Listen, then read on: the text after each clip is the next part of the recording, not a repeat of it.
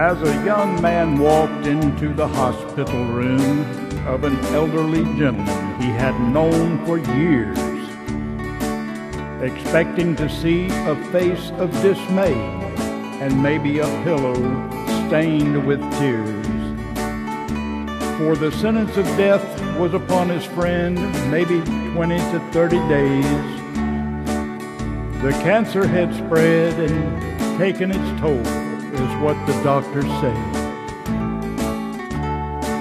But to his disbelief, there was no grief. He was met with a smiling face. The old man seemed happy and perfectly content with what he knew was his fate. The young fellow was stricken with a loss of words, wondering what to say or do, for he had prepared this visit to be one of sorrow and the last of only a few. The old gentleman said, "Son, they'll be taking me for testing in about a minute or two. And while I'm gone, there is just one thing that I would ask of you. At the end of this hall, through those double doors, go down there and visit and play, for that's where the little ones are being kept until their final day."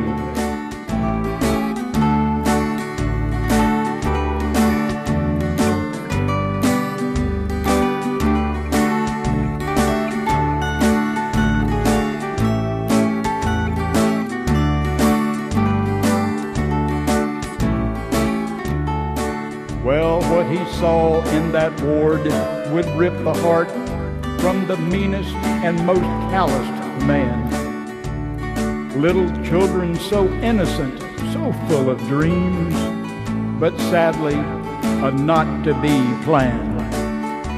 Little 8-year-old Maria said, "I'm gonna be a nurse one day when I am grown," while 6-year-old Tommy said, "I'm gonna be an astronaut and fly to the unknown." And little 4-year-old Jenny, sick from her treatment with a little porpoise that she held, she said, "I hope someday I'll get to play with one of these that I love so well."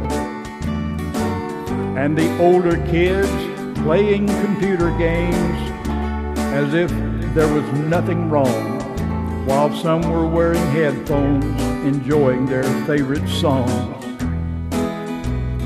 Well, the young man went back to the room about the time his friend returned. The elderly gentleman said, "Son, if you visited the kids, then I'm sure that you have learned. I have lived a full and enjoyable life, unlike those kids will do. So I don't feel cheated from anything in knowing that it's almost through. So you go about your journey of life, and as every day begins anew, just remember to be thankful to your God for each day He has given you. For mothers and dads and boys and girls, no one is immune to this plague that ends a precious life too often early and much too soon."